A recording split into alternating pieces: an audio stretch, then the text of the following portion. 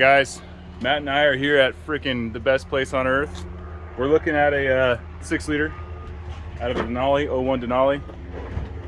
It's gonna be perfect. So the only thing that concerns me about this rig is there's not a lot of body damage, but the I think the transmissions on these guys, the all-wheel drive transmission was not the best.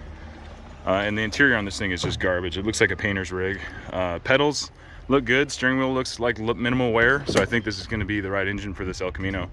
The engine's completely intact, minus the airbox, and the wiring harness looks mint, so good to go. All right guys, so we got the front core support out. Pulling the wiring harness. This thing's pretty damn good. We're gonna figure out what wiring we need to keep and what we're not gonna keep. But for now, we're gonna take everything as one whole unit, so we can you just pay for one thing at a time for a complete engine. So, all right, we'll be back soon. So we're still working away here on the 6 liter. We decided not to go with the factory harness. It is, so this engine ends up being a drive-by, was it drive-by cable? No, drive-by wire. It's electronic with electronic throttle body. I don't really want to go with that in this El Camino, so I just went and pulled a drive-by cable off of another truck over there. And then we've also decided we're going to pull the stock harness off and leave the stock box. I was taking it off to use it, but I just basically did the favor for somebody else. So we're gonna leave this stock wiring harness here, and then we're gonna get it just a standalone pre-cut deal.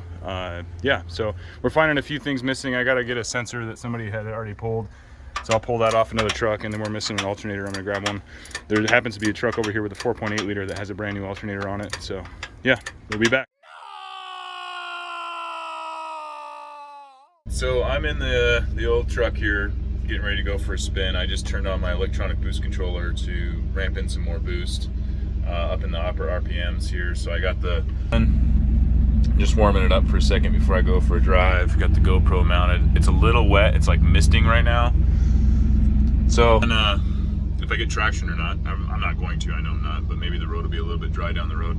But I wanted to update you guys with the El Camino engine. We went to the pick and pull at the beginning of the video. It's been a couple days now. We had almost got the engine out when they closed the shop, or they closed the yard. They kicked us out. I didn't remove the exhaust manifolds, and we got the engine. I thought it was going to clear, and it didn't clear the frame. It got kind of stuck because the way they had cut the pipes below the manifold, it hung down and it got stuck. I thought it was going to clear, it didn't. So then I was trying to take the manifolds off. One of the bolts broke. We were working on that. The dipstick tube has to be removed, and I just ran out of time. So the yard closed, they kicked us out, and then when we went back, it was gone. Somebody else got it. So we did all that work for nothing. We were there for quite a while, and yeah, so it didn't pan out. It's a bummer too, because it was a 6 liter LQ4. So we've been looking at Copart. It's a local auction place. I think they're nationwide, but they have a few LS trucks for sale that have been in collisions, and we found a 2-wheel drive 6 liter work truck that I think will be perfect. It has a 4L80E, which I'm not 100% sure on how well that'll clear the 8-body transmission tunnel, but I think I can make it work. If not, there's another truck there that's got a 5.3 and a 4L60E transmission that's 2-wheel drive as well. So we're gonna bid on those and see if we can get lucky, and then get a whole truck, and then we can just pull it at the house in the shop, and just be a little bit easier, less time consuming. So I'm gonna go for rip now, and I'll update you guys as soon as we figure something out. Here, I turned on my electronic boost controller with the new wastegate springs to ramp in some boost in the top end, so hopefully I'll maintain about 15 PSI. I only have it set at 15% duty cycle, so I'm just going to step it up in increments just to see where I can get it lined out. It's misting out right now, so the road's a little wet. I just tried to get on it a second ago and it spun, so I don't know if this is going to work today. This thing has so much torque that it just smokes these tires off if there's any moisture on the road at all. And now I don't have my canopy on right now, so it's kind of adding to it a little bit worse. So I don't think we're going to get a whole lot of traction going on here. Woo! Fuck. Alright, that was a little sketchy.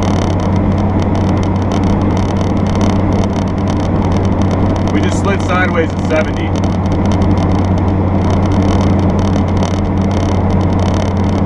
Yeah, I mean it wasn't sideways, but it was going there.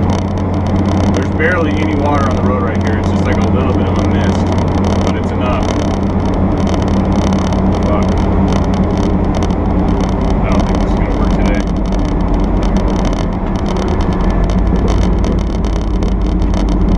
It's coming on the boost hard though.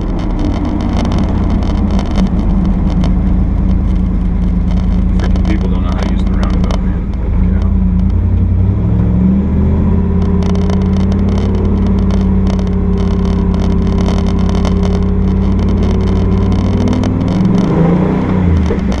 Easy. Spinning. Yep, spinning.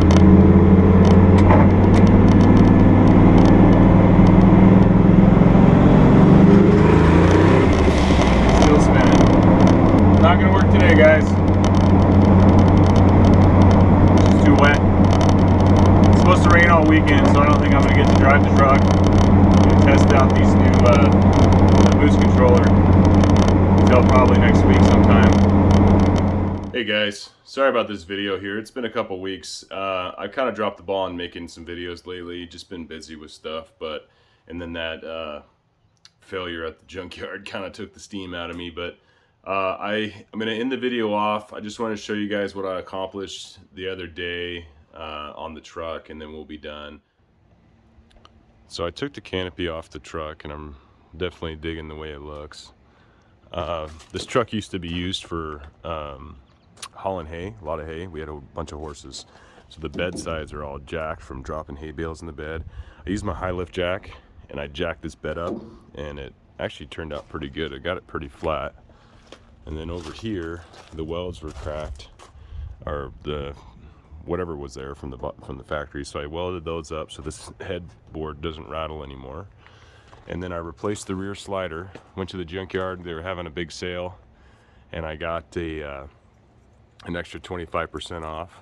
And so I went and picked up a whole new rear window, because my latch was broken and the screws were broken off. I tried to repair the latch, and that didn't, or where the screws are broken off with some welds and get them out. It didn't go so well, so I just ended up getting a whole new window. But my old window was leaking where they had a bad seal. So I knew I had to replace the seal anyway, so I figured I'd throw a new window in there while I was at it. And it's actually surprisingly easy. It only took me about 15 minutes. So I'll show you guys here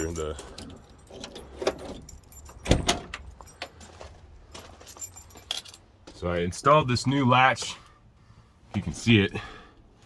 It's metal, and it's much better than the stock plastic one. So if you're ever gonna remove one of these windows, take a razor and just cut along the inside of that lip all the way around, and then just push the window out. It's super easy. So I went to the junkyard and I got this window out of another truck. I cut the seal all the way around the inside of the pinch weld there, popped it out, and then when you put the new one in, you just get your new gasket and you put a piece of rope all the way around on the inside in here, in this lip.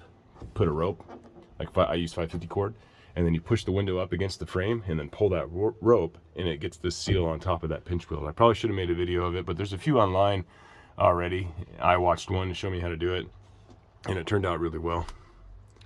Well, I was editing for this video to get it uploaded, and some of my video files got corrupted somehow, lost all the audio in them. Yeah, this has been a rough one, guys. Sorry, this video is all over the place. So to summarize, we failed at the junkyard. I installed new wastegate springs in the wastegates and turned on the electronic boost controller, and now I'm running 15-16 PSI throughout the entire RPM range. I haven't had a great day with some traction to be able to get it to fully open up and run that higher boost settings, but the tune's pretty dialed. I just need to work on that a little bit. So I'm gonna wrap it up, but I want to let you guys know on November 18th, we'll be there. I'm heading to Apex Performance and Fabrication in Smoky Point, Washington. They're doing a toy drive for the Christmas season here, but it's going to be a car show and a dyno day. I'm going to try to get the truck on the dyno that day to tune these higher boost settings. So the old fuel system was good for about 800 horsepower. We tapped that out completely, and then now we got enough fuel for 1400 horsepower. It made about 605 horsepower to the tire on 12 pounds of boost. Now we're at about 15, 16 pounds of boost. So it should be making some more power. It's definitely making more steam and using a lot more fuel. So I'm excited about that.